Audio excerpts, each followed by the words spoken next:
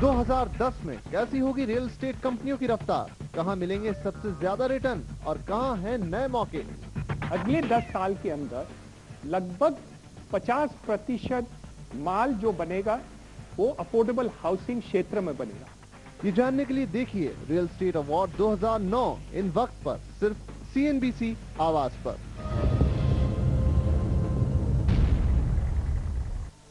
In association with Johnson, found in all good homes, Beat Tiles, Sanitary Ware, Taps or Kitchen, Sujna, Entrepreneurship Unleashed, Syntex Industries Limited, Window Magic, UPVC Window and Door System, Color Dreams from Kamdhenu Paints, Dil ke Rang Deewaron Pe, supported by Council of Architects, online partner 99acres.com, exclusive radio partner Big 92.7 FM, Suno Suno Live Bana, multiplex partner Inox, Live the Movie, bathroom solutions partner Prayag, outdoor partner Bright Outdoor.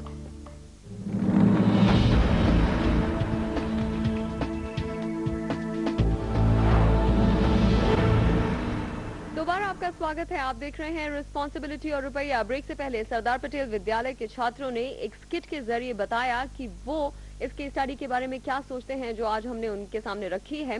अब फिलहाल वक्त है DAV public school Neral Mumbai के छात्रों से मुलाकात करने का। मुंबई से फाइनल में आए DAV स्कूल नेरल के छात्रों ने जूरीज को प्रीलिम्स में इतना इम्प्रेस किया था कि जूरीज खुद को तारीफ करने से रोक न पाई। रिस्पॉन्सिबिलिटी एंड रुपया एक बहुत ही अच्छा प्रोग्राम है जिसके तहत बच्चों को रुपया रिस्पॉन्सिबिलिटी से खर्च करने की आदत डल सकती है। Well, I am very hopeful that they will do the best. देखना अब ये है कि क्या इनका जादू फाइनल्स में भी चल पाएगा।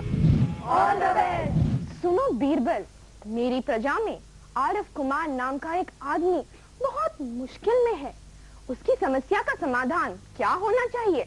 यदि तुमने सही जवाब दिया तो आज मैं तुम्हारी बुद्धिमानी का लोहा मान जाऊंगा। क्या हुआ जहाँपना? तो चलो मैं तुम्हें 4 साल पहले ले चलता हूँ, जहाँ 2 महीने बाद आरव की शादी होने वाली है। यहाँ आरव और उसके पिताजी एक साथ बैठे हुए हैं। बेटा, तुम्हारी शादी के बाद हम सब लोग इस 1 BHK के फ्लैट में नहीं रह सकते, तो मैं सोच रहा था कि क्यों ना तुम एक 2 BHK का फ्लैट खरीद लो, जिससे कि हम भी कभी कभी आकर तुम्हारे साथ रह लिया करेंगे। Down payment? और जितना भी डाउन पेमेंट होगा वो मैं भर दूंगा। ठीक है। 15 दिन बाद पापा, मुझे घर पसंद आया है जिसकी लोकेशन बहुत ज्यादा अच्छी है। कल हम घर देखने जाएंगे। पर घर की कीमत कितनी है? स्टैम्प ड्यूटी और रजिस्ट्रेशन सब मिलाकर 80 लाख का पड़ेगा। पर 80 लाख का इंतजाम होगा किधर से? 15 लाख का डाउन पेमेंट करना है, फिर बाकी 65 लाख मैं लोन पर ले लूंगा। अच्छा। जिसकी EMI हमें 62,000 भरनी पड़ेगी। ठीक है, हम कल ही जाकर टोकन मनी भर देंगे। शादी के 1 साल बाद आरव और उसकी पत्नी मेघना ने एक कार खरीदी जिसका EMI उन्हें 40,000 देना पड़ा, और वो भरने के बाद भी उनके पास 1.5 लाख बचते थे। 2 साल पहले आरव ने अपनी सारी सेविंग्स को स्टॉक मार्केट में लगा दिया और मेघना को भी वैसा ही करने को कहा। मेघना, मैंने स्टॉक मार्केट में 12 लाख रुपए इन्वेस्ट किए थे, आज जिनकी कीमत बढ़कर 20 लाख हो गई है। मैं तो कहता हूँ तुम भी अपनी सारी सेविंग स्टॉक मार्केट में लगा दो। नहीं आरव, समहाउ मुझे लगता है कि हमें अपनी सारी सेविंग्स को स्टॉक मार्केट में नहीं लगाना चाहिए, बल्कि कुछ को फिक्स डिपॉजिट भी करना चाहिए। लेकिन फिक्स डिपॉजिट से अमाउंट डबल होने के लिए आज से 9 साल लग जाते हैं, जबकि शेयर मार्केट का जो ट्रेंड चल रहा है उसमें हमें एक ही साल में कितने अच्छे रिटर्न्स मिल जाते हैं, जो हमारे फ्यूचर के लिए बहुत अच्छा है। ठीक है, जैसा तुम ठीक समझो। मैं सोचता हूँ कि फ्यूचर में फैमिली बढ़ाने से पहले एक 3 BHK भी ले लेना चाहिए। नहीं, हमारे तो पहले से इतने सारे लोन हैं, पहले वो भर देते हैं, फिर 3 BHK का सोचेंगे। एक काम करते हैं, लोन का पीरियड हम 20 साल से 10 साल करवा लेते हैं। वैसे भी हमें 3 BHK की क्या जरूरत है? 3 BHK की तो जरूरत है। एक कमरा हमारे लिए, एक हमारे बच्चे के लिए और एक हमारे माता पिता के लिए। पर क्या हम 3 BHK अफोर्ड कर सकते हैं? मैं पिछले 1 महीने से इसी विषय के बारे में सोच रहा हूँ।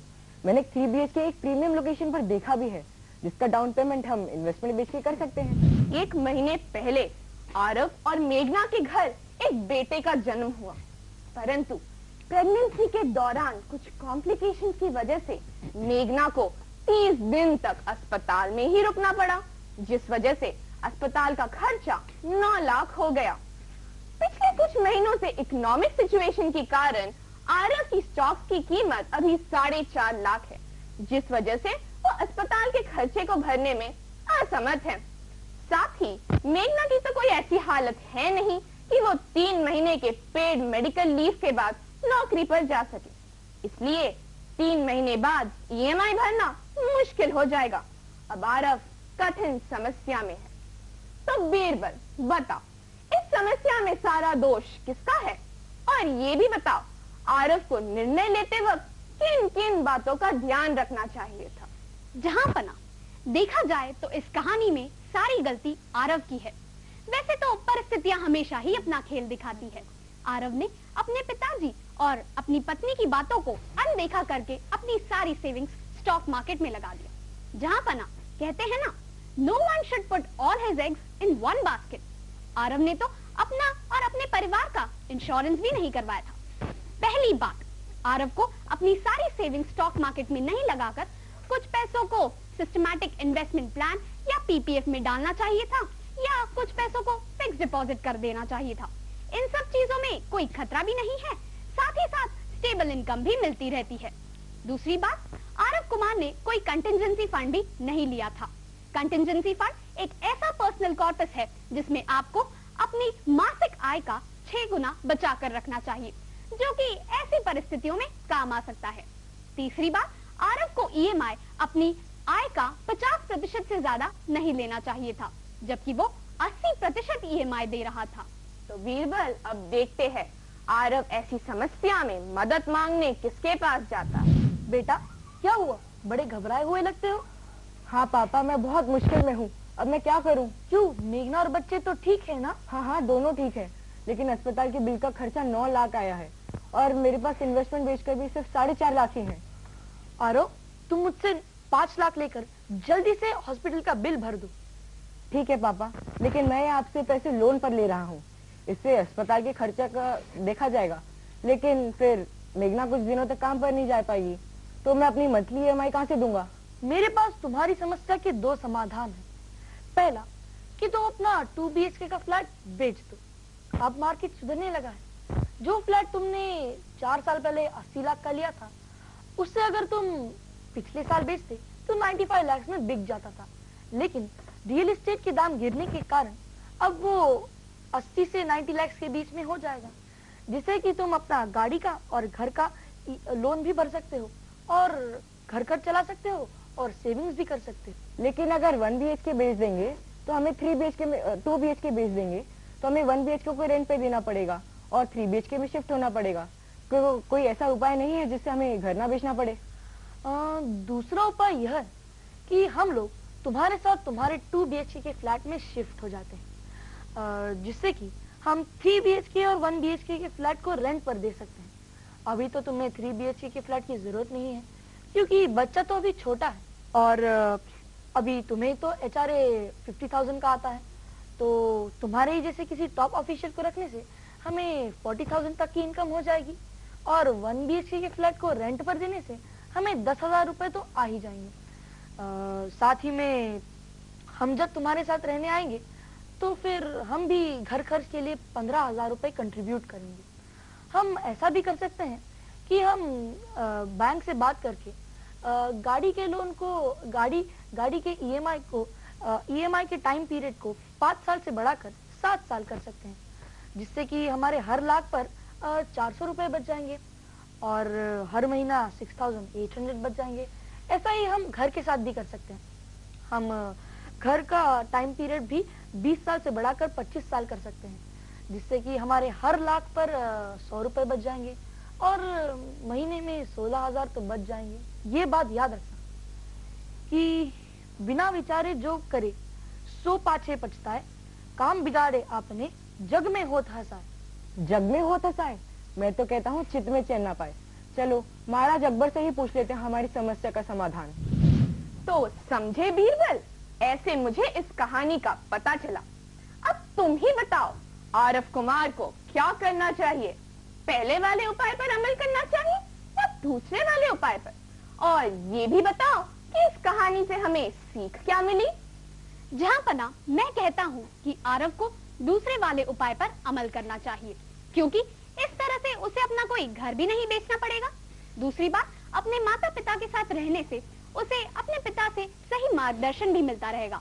इससे बुजुर्गों को कभी वृद्धाश्रम का रास्ता भी नहीं देखना पड़ेगा। साथ ही साथ बच्चे भी उनकी छत्र छाया में पलेंगे बढ़ेंगे। जहाँ पना, इस कहानी से तो हमें यही सीख मिलती है कि जीवन में आपात की स्थितियां तो आती ही है। हमें कोई ऐसा कार्य नहीं करना चाहिए जिससे कि हम अपने ही पैरों में जंजीर बांध लें। आरव की तनख्वाह तो कितनी अच्छी थी, पर उसे वो सही तरीके से इन्वेस्ट नहीं करता था। आरव कुमार को पैसों का लालच इतना था कि उन्हें बढ़ाने के चक्कर में वो अपनी सारी सेविंग्स को स्टॉक मार्केट में डाल देता है। भौतिकवाद की अंधी दौड़ में आरव कुमार ऐसे उलझ गए जैसे अभिमन्यु चक्रव्यूह में उलझ गए। आरव कुमार ने अपनी जिंदगी को एक चौपड़ का खेल बना दिया था, जिसमें वो पासे पर पासे फेंकते जा रहा था, परंतु अंत में क्या हुआ? एक पासा गलत और सब दांव पर लग गया। वाह बीरबल, आज तो मैं तुम्हारी बुद्धिमानी का लोहा मान गया। लो, मैं तुम्हें अपना ये हार पुरस्कार में देता। शुक्रिया जहांपना। So the solution you suggested was they don't sell any of the assets, right? Yeah. तो वो अपने EMI कैसे पे करते रहेंगे? रेंट पे देकर, फर्स्ट 1 BHK और 3 BHK रेंट पे देता है and all of them live together in the 2 BHK। मगर फिर भी 2 लाख की इनकम है, 197 के EMIs हैं, तो 3000 बचे। हाँ। और 2 हाउस के रेंटल, उनको एक घर का 28,000 मिल रहा है और दूसरे घर का 3 BHK because it's in a premium location। But 3 BHK को तो रेंट करके उनको 28,000 मिल रहा है ना, तो 1 BHK का खाली बचा रेंट करने के लिए। नहीं, 3 BHK के लिए 40 to 50,000 तो मिल ही जाएंगे प्रीमियम लोकेशन में, एंड 1 BHK का 10 to 15,000। 3 स्कूल्स अपनी प्रेजेंटेशन दे चुके हैं, आखिरी स्कूल बचा है, लेकिन उस स्कूल के छात्रों से मिलने से पहले हम लेंगे एक छोटा सा ब्रेक। भारत अनेक सपने बुन रहा है और हम में से कुछ लोग अत्यधिक ऋण लेकर अपनी जीवन शैली में सुधार ला रहे हैं। न चुकाए गए EMI से अपने जीवन को अनियंत्रित न होने दें और बंधनों में न जकड़ने दें। प्रस्तुत है आर्म्स, जो लेकर आए हैं उचित लोन रिकवरी समाधान। ये मैत्रीपूर्ण परामर्श तथा अत्याधुनिक तकनीक से व्यावहारिक हल प्रदान करेंगे। आओ एक जिम्मेदार ऋण भुगतान संस्कृति का निर्माण करें। Arms, bringing a touch of rainbow to life.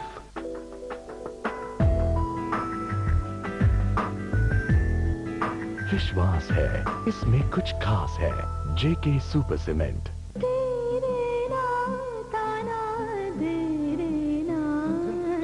सोना दिलों को करीब लाता है।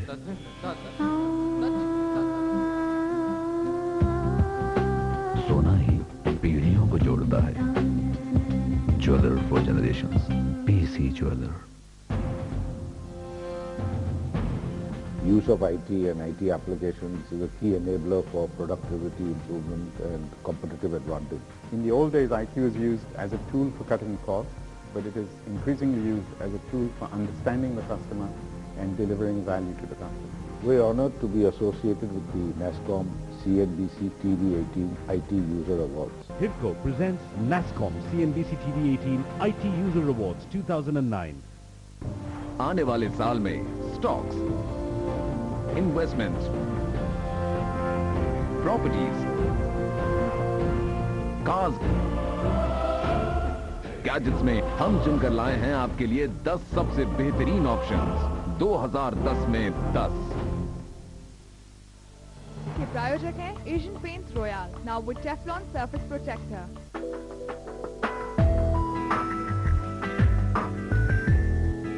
विश्वास है, इसमें कुछ खास है।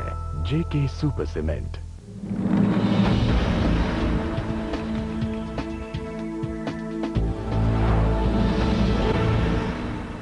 दोबारा आपका स्वागत है। आप देख रहे हैं रिस्पॉन्सिबिलिटी और रुपया। दिल्ली, मुंबई और चेन्नई के छात्रों से हम ऑलरेडी मिल चुके हैं। Now let's say hello to students from Kolkata. हमारे साथ हैं Saint Xavier's Collegiate Boys School के छात्र। कोलकाता के सेंट जेवियर्स कॉलेजिएट के स्टूडेंट्स ने अपने प्रिलिमिनरी राउंड में कोलकाता से शामिल हुए 3